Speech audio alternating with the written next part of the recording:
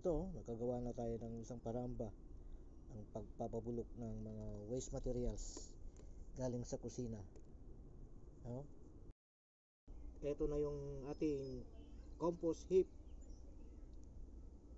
Ano? Oh, di ba? Nakagawa na tayo. Good morning, guys. Nandito tayo sa malapit sa may pintuan. At ito, kikita natin sa labas, oh. Medyo tigil yung ngayon, yung hangin. Oh, ang kalagayan ng panahon natin ngayon dito ay maliwalas. Ang kalingitan ay malinis. Di gaanong nag-uulap-ulap. Kunti lang yung ulap, oh. Oh. Sa oras na ito, ang oras ay 12:24 na ng tanghali.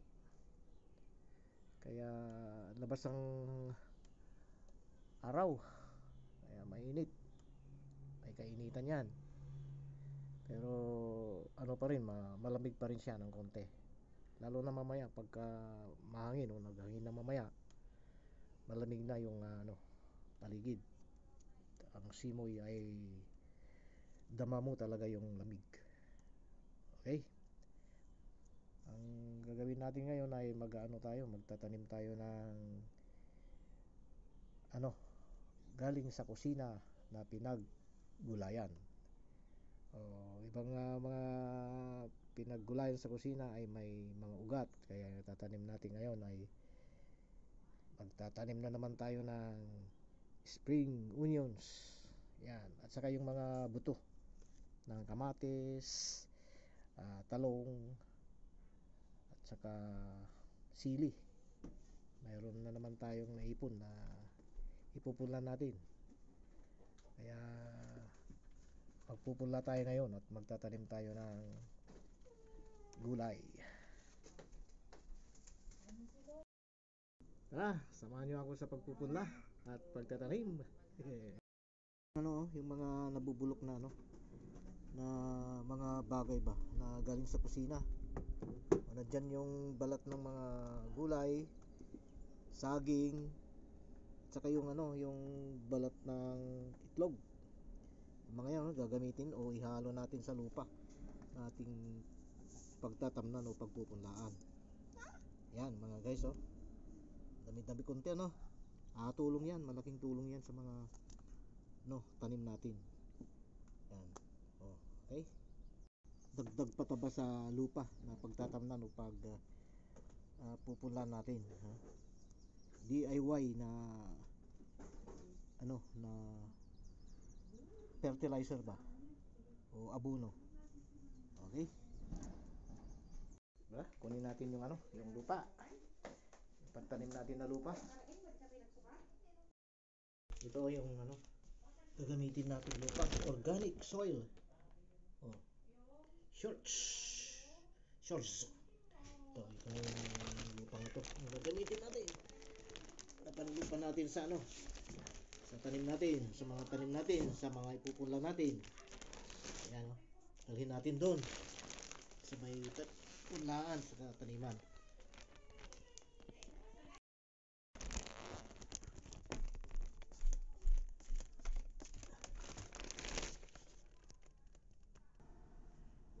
Pumuntingin na natin. Tanim tayo ng spring onion, saka magpunla tayo ng buto ng mga gulay. Yun, black soil, organic na organic.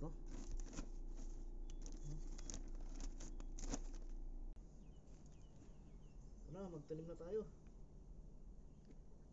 Dagdagan natin ng lupa to kasi kunti yung lupang nilagay natin dito. May 4 na piraso pa tayong itatanim dito sa container na to. Ayan,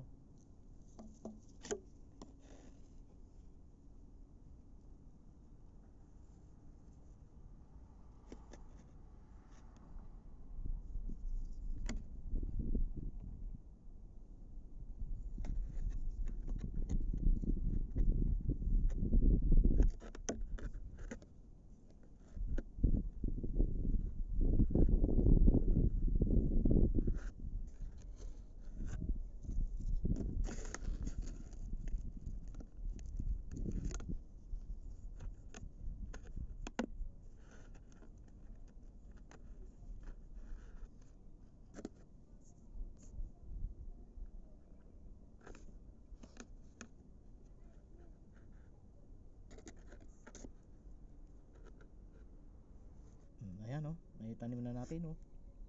Oh, yan. Dami na natin na tanim na ano, na spring onions. Ito na yun, oh. Ito yung mga nauna, malalaki na sila. Ito pa yung isa, oh. Yan, oh. Ito yung mga sumunod sa kanila, oh. Yan. Oh. Tsaka ito. Ito. Yan. Yan ang mga tanim na natin na ano, spring onions. Yung mga kitchen waste natin, oh. Oh. Lagyan natin ng organic soil. Haluan natin ng organic soil. Lagyan natin sa ibabaw. Yan. Para gawing pataba. Para sa halaman ng kitchen waste. Tapos may halong black soil o organic soil. Bulok yung kitchen waste na yan kasama ng ano, black soil. Maganda sa mga pananim natin.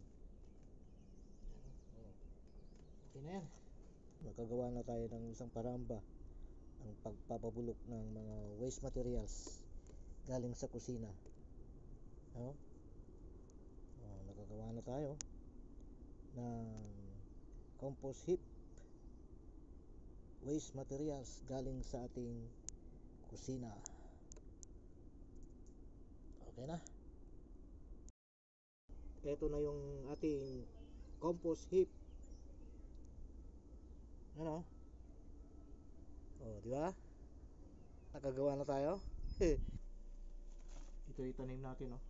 Kamote. May mga tumubo na bahagi ng kamote, oh. Kinuha namin, oh. Ito yung itatanim natin. May mga tumubo sa mga kamuting ito. Ito natin tatanim. Oh, ito, oh. Oh. Yan. Na? Oh. Oh. Ano?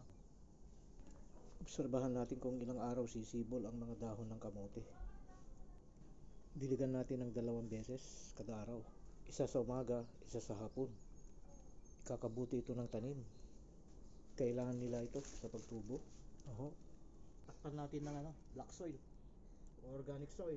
Taglay ng black soil ang pinakamahalagang papel sa pagtubo at paglaki ng isang halaman. Pwedeng puruhin o kaya ihalo sa lupang pagtatamnan, lalo na sa mahinang klaseng lupa. Oh. Ayan, tapos na. Ayan, oh. Okay na. Itong mga container na ito na ano, pinaglagyan ng mga ano ba, yung mga kailangan sa kusina, pinagbasuan, pwedeng gamitin itong mga ito, o pwedeng pagtamnan ng tanim. Ano? Oh. Pwede. Ngayon, gawin natin,